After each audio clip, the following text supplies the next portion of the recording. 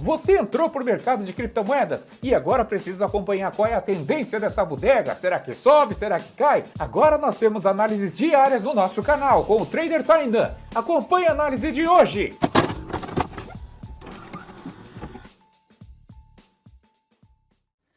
Fala pessoal, sejam bem-vindos ao canal Criptográfico, aqui quem fala é o Tainan.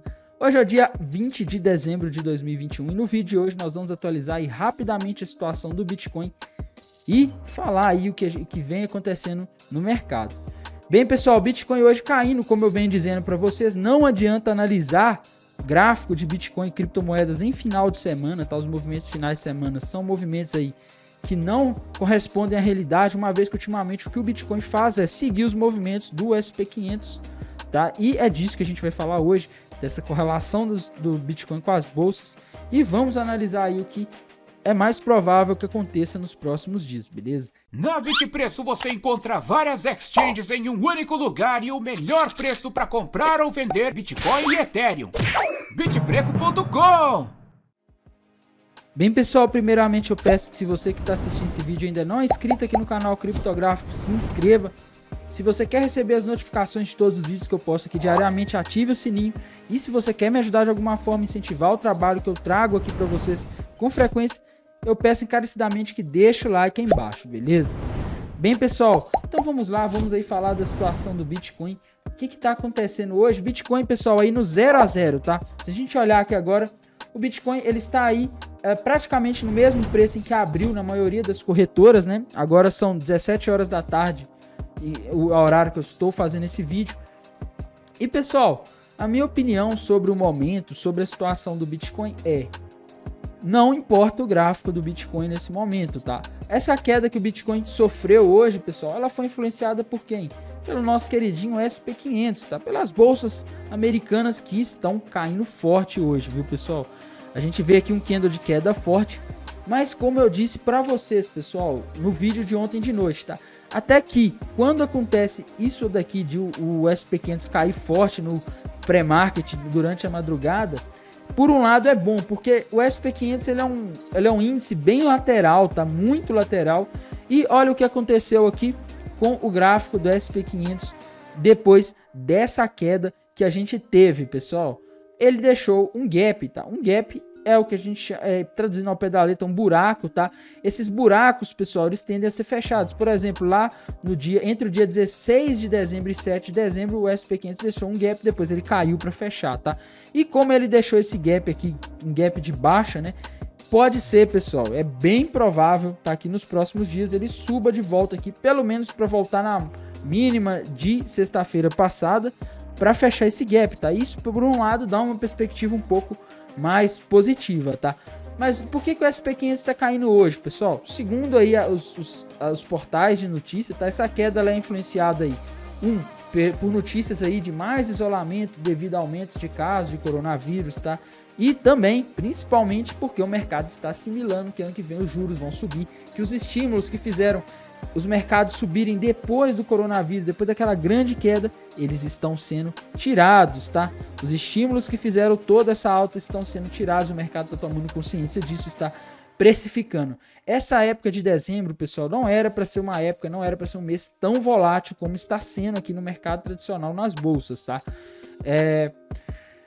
Pessoal, muita gente está falando em topo duplo no SP500, tá? Eu, sinceramente, não dou credibilidade para esse tipo de coisa. O gráfico do SP500, ele não é um gráfico comum. Isso aqui não é um gráfico simplesmente um gráfico de um ativo, é um gráfico de 500 ativos juntos, tá? Então, é um gráfico extremamente complexo que normalmente ele não forma padrões gráficos tradicionais, tá?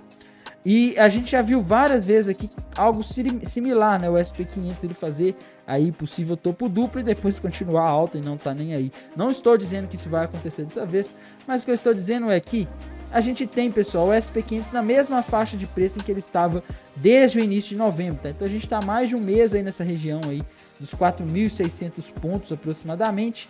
E isso aqui é uma lateralização, pessoal. Não é uma tendência de alta, mas também não é uma tendência de baixa, tá?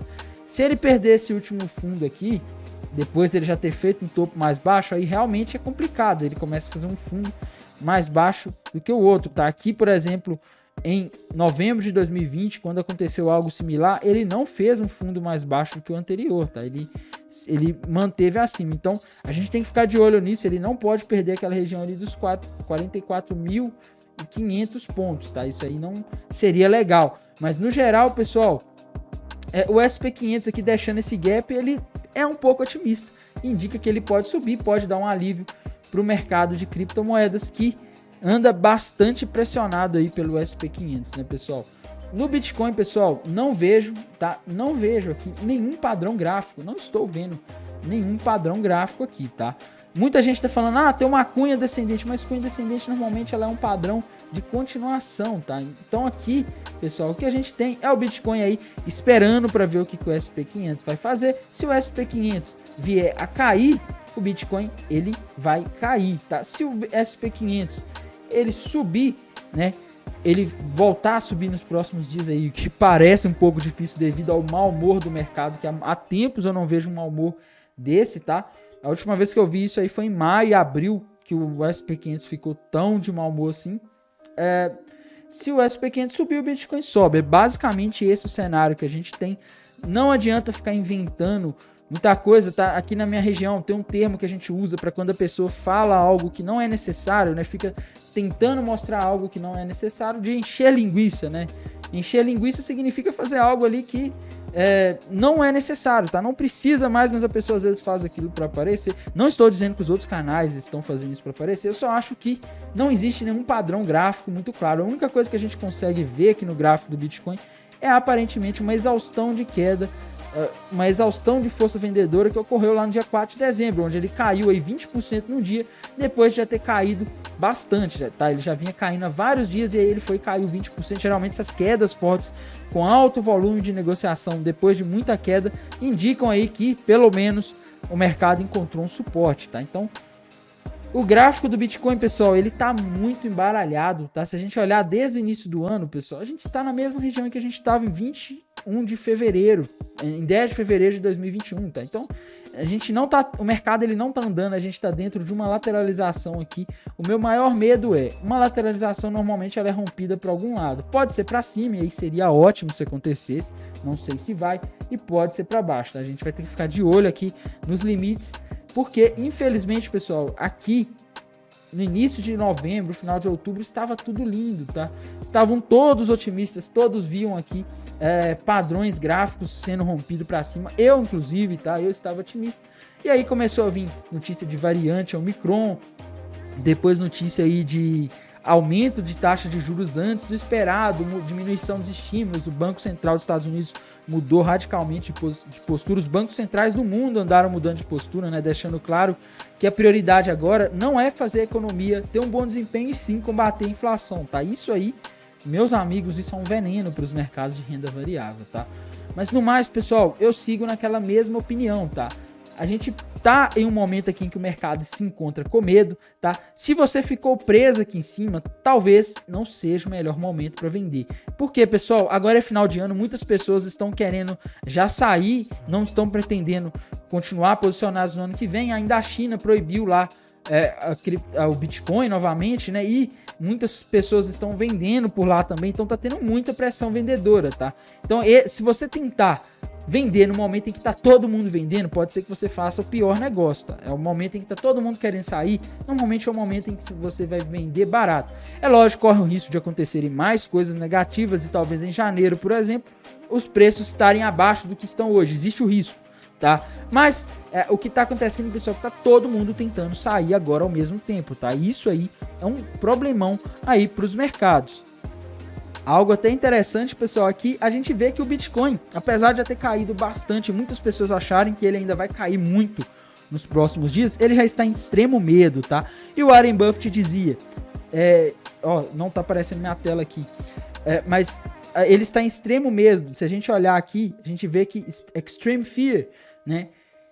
Warren Buffett dizia, seja corajoso quando todos são medrosos e seja medroso quando todos são gananciosos. Agora é o momento em que a maioria das pessoas, no geral, estão com medo, tá? Então talvez seja um péssimo momento para você sair, tá? Geralmente o melhor momento para você se livrar de ativos que você esteja investindo é no momento em onde está todo mundo corajoso.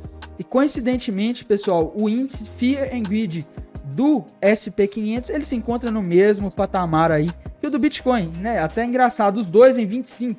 Os dois mercados estão em medo extremo, tá? Então, por mais, pessoal, que a gente não tenha uma perspectiva muito boa vindo das bolsas americanas, a gente sabe que por lá também talvez não seja o melhor momento para se desfazer, tá? O mercado ele está apavorado, ele está precificando algo que vai começar a acontecer no ano que vem. E isso aí também indica que talvez as pessoas estejam lá agindo por emoção, tá? As pessoas estão saindo e vendendo por medo e não estão pensando aí antes de vender, tá? Estão vendendo por desespero e geralmente esse é o pior momento para estar vendendo e se desfazendo de ativos, beleza? A gente não sabe, pessoal, se, né, no ano que vem a gente vai ter aí um mercado pior, um preço abaixo, tá? Infelizmente a gente não sabe. A gente sabe que tanto no Bitcoin quanto no SP500 a gente está tendo uma pressão vendedora cada vez maior nas últimas semanas, e principalmente em função desse desespero aí que os investidores se encontram para sair aí dos mercados, né? Então, no mais é isso, pessoal. No mais, eu acho que, como eu disse para vocês, tá? A gente tem um gap ali se formando no gráfico do SP500. Talvez nos próximos dias aí ele suba para fechar e isso pode ajudar o Bitcoin. Mas no mais, pessoal, a gente não tem aí nenhum sinal muito claro no Bitcoin, tá? E por a gente estar em medo, pessoal, talvez seja um momento melhor para acumular do que para se desfazer das suas criptomoedas, beleza? E as altcoins, Tainan? As altcoins é o que eu sempre digo, pessoal. Bitcoin caiu, as altcoins caem. Tá por isso até que eu não tô analisando altcoins nos últimos dias. As altcoins vão perder suportes, muitas vezes até sem sentido, quando o Bitcoin cai um pouco, tá? Então, enquanto o humor do mercado estiver em medo, dificilmente as altcoins elas vão performar bem, tá? E, pessoal, eu continuo apostando aí naquelas moedas que eu comentei, tá? Matic e Polkadot ainda são moedas que eu aposto. Outras moedas, como eu disse para vocês, eu já vendi SLP, eu já me desfiz há muito tempo, tá? Depois que ela perdeu aquele fundo, o último fundo lá no início de dezembro, eu tive que me desfazer, eu saí dela. Step eu ainda tenho, porque ela caiu tanto que não compensa. Se eu for vender ela, o que eu vou apurar vai ser muito menos aí do que o que eu investi, tá? Então não compensa. Então, como eu não comprei valores tão altos, dá para me segurar e aguardar elas voltarem, tá? Acredito sim que em algum momento ainda, em breve, nas próximas semanas, a gente pode ver os mercados voltarem, mas não existe certezas, tudo é uma aposta. E, pessoal, acho que não há motivo para ficar em pânico quando tá todo mundo em pânico, tá? No mais, desejo a vocês aí uma ótima tarde, uma boa segunda-feira, um bom descanso e bons negócios. Até mais, tchau. E aí, meu neto, você gostou desse vídeo? Então eu tenho certeza que você vai curtir esse daqui, ó.